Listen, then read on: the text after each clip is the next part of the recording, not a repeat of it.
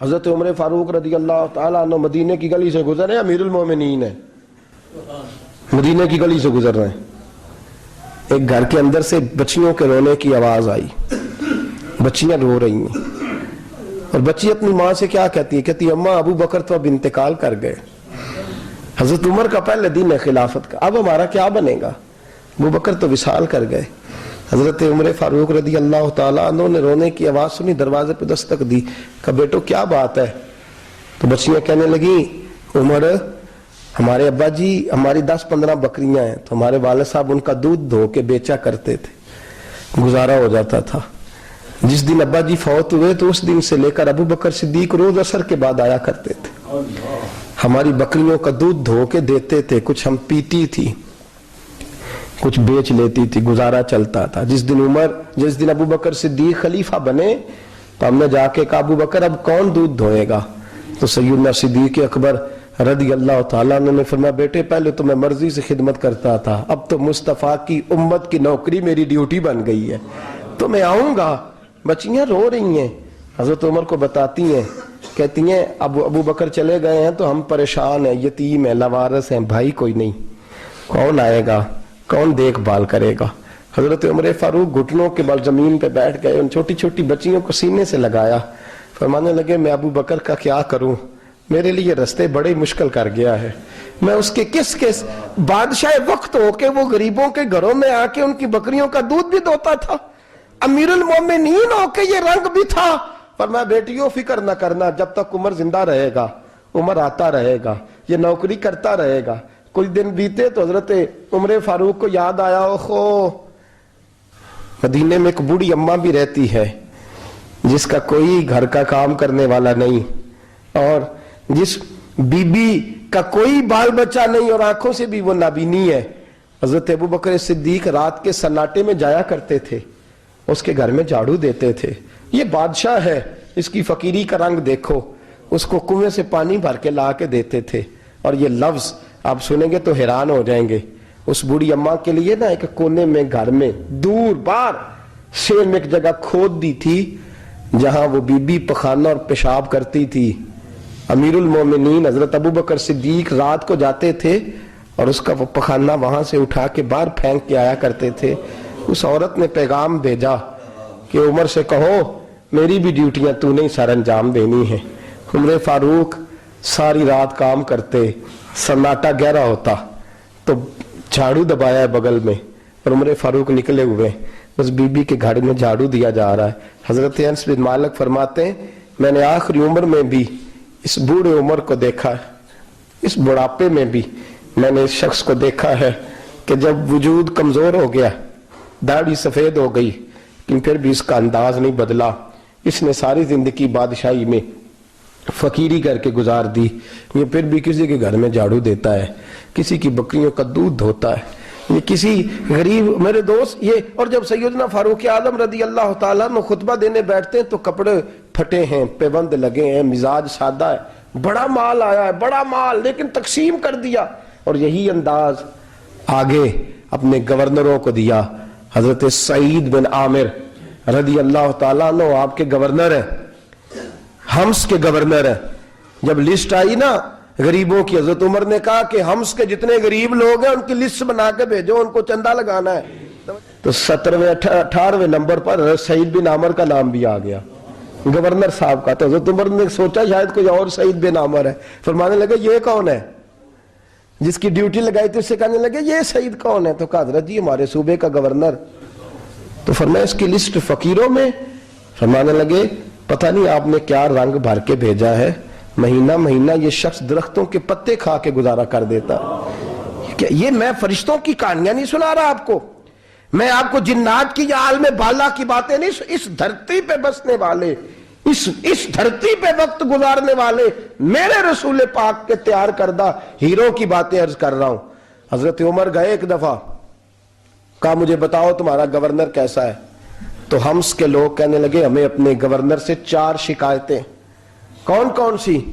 کہا پہلی بات تو یہ ہے کہ گورنر صاحب کو چاہیے فجر کے وقت آئیں، یہ سورج نکل آتا ہے تو باہر آتے ہیں گھر سے، سورج نکل آتا ہے تو آپ کہہ کے تو دیکھیں کسی معمولی سرکاری ملازم سے بھی۔ फिर आप देखिए आपका क्या बनता है। कहा ये सूरज निकलते वक्त आते हैं। दूसरी शिकायत यह है कि दिन को मिलते हैं, रात को नहीं मिलते।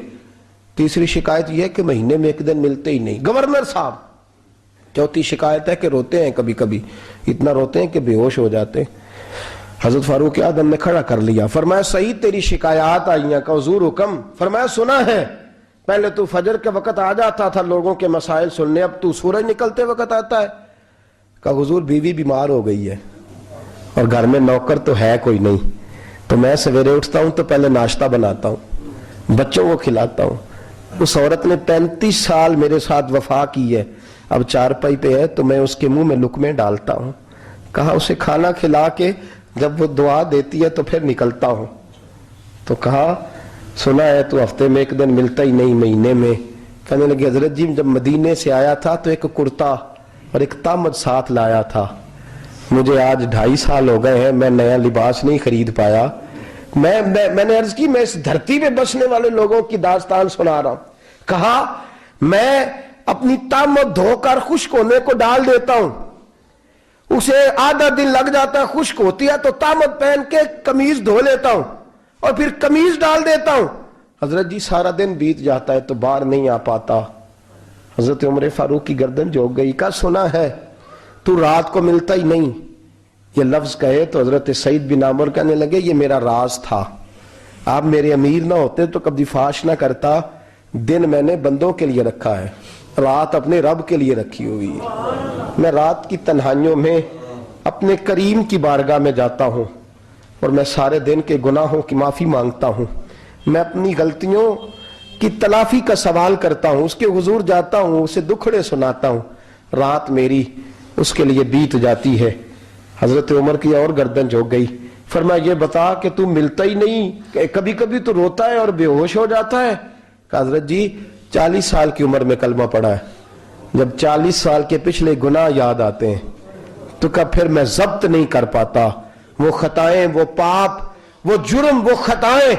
जब सोचता हूं ना कि रब खड़ा करके पूछेगा बता ये जुर्म क्यों किया, तो वो एहसास मुझे परेशान कर देता है। हजरत जी मैं फिर बर्दाश्त नहीं कर पाता, फिर मैं तड़प उठता हूं, मेरी ये कोताहियां हैं, बताइए क्या कहते हैं। हजरत फारूक आजम ने गर्दन उठाई तो आंखों में आंसू थे।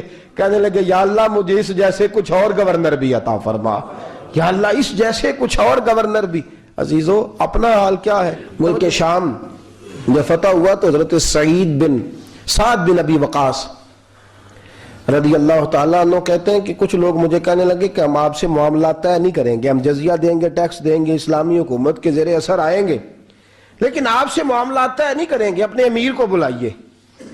तो हजरत सैयदना साद बिन अबी वकास कहते हैं मैंने खत लिखा। फरमाते खत लिखा हजरत उमर को। मैंने कहा जनाब आइए। जवाब में हजरत उमर ने खत में जवाब लिखा कि फलां दिन फलां तारीख फलां वक्त में मुल्क के शाम पहुंच जाऊंगा। हजरत सैयदना उमर चले घर से, एक गुलाम, एक घोड़ा, एक नेजा। हजरत फारूक आजम ने कुछ खजूरें, खुश्क खजूरें, कुछ सिरका बांध के रख लिया रस्ते में खाने को। ये बादशाही में फकीरी हो रही है। लाखों मुरब्बा मील का हुक्मरान है, करोड़ों अरबों रुपए पास पड़े हुए, वो सारी चीजें रख ली और सैयदना उमर फारूक रदी अल्लाह ताला अन्हु चलने लगे। अब गुलाम से कहने लगे भाई मेरा घोड़ा जरा माड़ा है, कमजोर है, तय कर ले, इतने मील तू घोड़े पे बैठेगा, मैं पैदल चलूंगा, फिर इतने मील मैं घोड़े पे बैठूंगा, तू पैदल चलेगा। मुल्क शाम पहुंचने का वक्त आ गया। जब वक्त आया तो पैदल चलने की सवारी हजरत उमर की थी, उनकी बारी थी पैदल चलने की, और सवारी पर सवार होने की बारी गुलाम की थी। तो ये लोग रिश्ते करते हैं ना तो किराए की कार लेके चले जाते हैं, बाद में वो पूछते हैं कि तुसी ते कार ते आए सो। हम अपने आप को बनाने के लिए झूठी अनाम भी खरीदनी पड़े तो खरीदने से हम परहेज। हम जो बताते हैं वो हम होते नहीं, और जो हम होते हैं वो हम बताते। हजरत सैयदना उमर फारूक रदी अल्लाह ताला अन्हु सवारी पे गुलाम है, खुद पैदल है, और हाल क्या है, बारिश हुई थी तो कुछ पानी खड़ा था, छोटे छोटे जोहड़ों में छोटे छोटे तालाब बने हुए थे, पानी खड़ा था। तो हजरत उमर फारूक रदी अल्लाह ताला चमड़े के जूते पहने, वो जूते दोनों उतार के तो बगल में दबा लिए। हजरत साद बिन अबी वकास फरमाते उसी बगल में नेजा रख लिया और तामत थोड़ा ऊंचा कर लिया कि पानी से चलना है, اور غلام کو گھوڑے پہ بٹھایا ہے اور گھوڑے کی لگام پکڑی ہے تو یوں پیچھے رکھی ہوئی ہے، اور حضرت سیدنا فاروق اعظم رضی اللہ تعالیٰ عنہ آ رہے ہیں۔ غلام کہنے لگا حضور لوگ دیکھ رہے ہیں، مہربانی کریں بیٹھ جائیں۔ فرمانے لگے نہیں، باری تیری ہے، تو ہی بیٹھے گا۔ اس نے کہا حضور نہیں، وہ تو ٹھیک ہے، کوئی باری فرض تو نہیں نہ ہو گئی، آپ مہربانی کریں آپ آ جائیں، ذرا لوگ آ رہے ہیں۔ فرمایا تمہیں کہا نا، غلام کہتا میں نے تیسری دفعہ کہا تو حضرت عمر نے جلال سے دیکھا، اور جناب عمر کا جلال تو زمین کانپنے لگ جاتی تھی۔ کہتے ہیں کہا حضور آپ آ جائیں، تو کہتے تجھے کہا ہے نا چپ کر کے بیٹھا رہے، کہتے ہیں میں گھوڑے پہ ہی کانپنے لگا۔ وہ غلام، اب حضرت سعد بن ابی وقاص کہتے ہیں سورج غروب ہو رہا تھا، شعائیں پانی میں پڑ رہی تھی، حضرت عمر پانی سے، میں نے غور سے دیکھا تو دوڑا گیا، جا کے نا بچے نہیں مشورہ دیتے ابا جی کو، ابا جی انج نہیں کریدا، دور بدل گیا جے، کہتے میں دوڑا گیا اور جا کر کے حضرت سیدنا عمر فاروق کو کہا حضور مہربانی کریں، ٹھیک ہے آپ کی درویشی سے کون آگاہ نہیں، وزیر کھڑے ہیں، سفیر کھڑے ہیں، بڑے بڑے عمرا، بڑے بڑے ملکوں کے حکمران ہیں، آپ مہربانی کریں یہ تم ذرا نیچا کریں اور جوتا پہن لیں، اگر خراب ہو گیا تو اللہ نیا بھی دے دے گا، اور مہربانی کریں ذرا غلام کو کہیں نیچے آ جائے۔ حضرت عمر کہنے لگے تمہیں کیا تکلیف ہے؟ کہا حضرت جی وہ وزیر مشیر کھڑے ہیں، یہودی ہیں، عیسائی ہیں، نجرانی ہیں، وہ بڑے بڑے مذاہب کے اور بڑے بڑے ملکوں کے، آپ کا بڑا نام سنا ہے۔ حضرت سیدنا سعد بن ابی وقاص فرماتے ہیں میرے ساتھ اتنا ترش رویہ حضرت عمر کا پہلے کبھی نہیں ہوا، کہتے ہیں ماتھے پہ شکن آیا اور کہنے لگے تجھے تیری مار ہوئے، ان 4 لوگوں کے لیے میں اپنے نبی کا طریقہ چھوڑ دوں، ان 4 دنیا داروں کے لیے نبی پاک کا طریقہ چھوڑ دوں؟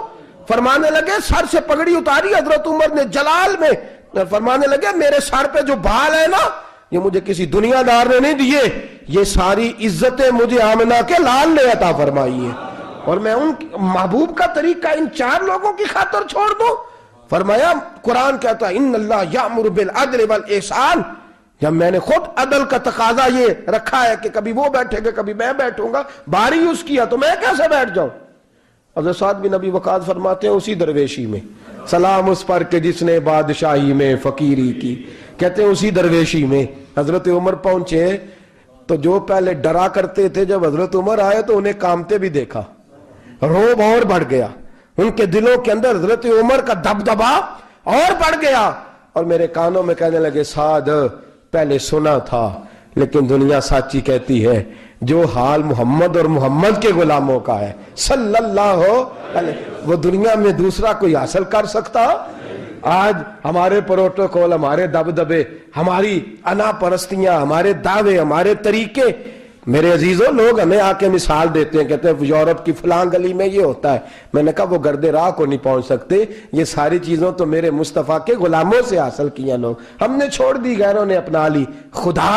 خدارا اپنی زندگی میں تبدیلی لائیں، درویشی، سادگی، بے تکلفی، یہ زندگی حسین ہوتی ہے، یہ زندگی سکون والی ہوتی ہے، یہ زندگی اچھی ہوتی ہے، یہ فرحت اور تازگی والی ہوتی ہے۔ اپنے آپ کو ان تکلیفوں اور آلائشوں میں مبتلا نہ کریں، اگر اللہ مال دے، عزت دے، دولت دے، اللہ تعالیٰ نفاست عطا کرے تو پھر اپنے آپ کو سادہ کریں، آزاد کریں، کھلی ہوئی کتاب بنا کے اپنے آپ کو رکھیں۔ مجھے ایک بچہ کہنے لگا حضرت جی جب بھی آتے ہیں آپ کہیں بیٹھے مل جاتے ہیں، ہم کسی کو لا کے کہتے ہیں جناب حضرت جی بڑے مصروف ہیں اور آپ یہاں آگ تاپ رہے ہیں جلا کے، مہربانی فرمائیں۔ میں نے کہا یار 2-4 دن تو بن سور کے بیٹھنا بندے کے لیے آسان ہوتا ہے، سارا دن ملمہ سازی کر کے رکھنا اتنا آسان کام، تو ویسے بھی بندہ جو ہو وہ نظر آئے تو اس کے لیے زیادہ بہتر ہوتا ہے، جو ہو وہ دکھائی دے وہ زندگی آسان ہو جاتی ہے، بہتر ہو جاتی ہے۔ اور ویسے بھی جو کھلی ہوئی کتاب ہوتی ہے اس میں لوگ مشکوک نہیں ہوتے، جو بندی ہوئی ہوتی ہے نا اس میں لوگوں کو خبر نہیں ہوتی کہ نہ جانے یہ کیا معاملہ ہے۔ میرے عزیزو اپنے آپ کو بے تکلف بنائیں۔ بے تکلف سے مراد یہ نہیں کہ جیسے بے تکلفی ہم نے ایک غلط چیز کا نام بے تکلفی رکھ دیا ہے کہ جو آدمی بات پہ ٹھٹھا کرے، بات میں مذاق کرے وہ بے تکلف ہوتا ہے، یہ تو بے تکلفی اسلام اس کو پسند ہی نہیں۔ بے تکلفی سے مراد یہ ہے کہ جھوٹی انا نہیں بنائیں، جھوٹے معاملات اپنے گرد نہیں اوڑیں۔ اپنی اگر اللہ آپ کو بہت زیادہ مال و دولت دیتا ہے تو جتنا وہ مولانا رومی کہتے ہیں جتنا ٹہنی پہ پھل زیادہ لگتا ہے نا اتنی وہ ٹہنی جھک جاتی ہے، جو اکڑی ہوتی ہے سمجھو وہ خالی ہوتی ہے۔ اگر آپ پھلدار ہیں تو پھر آپ کو جھکے، پھر آپ کو با اخلاق ہونا چاہیے، با مروت ہونا چاہیے، پیار والا ہونا چاہیے۔ زندگی میں اس چیز کو ضرور اپنائیے، بڑے لوگ وہی ہوتے ہیں جن کا کردار بڑا ہوتا ہے، بڑے وہی ہوتے ہیں جن کی بات بڑی ہوتی ہے، کوئی باتوں سے اور پروٹوکول سے کبھی بڑا نہیں ہوتا، ہمیشہ مدحت خیر الانام میں گزرے، دعا ہے یوم اور درود و سلام میں گزرے، آخر دعوا یان الحمدللہ۔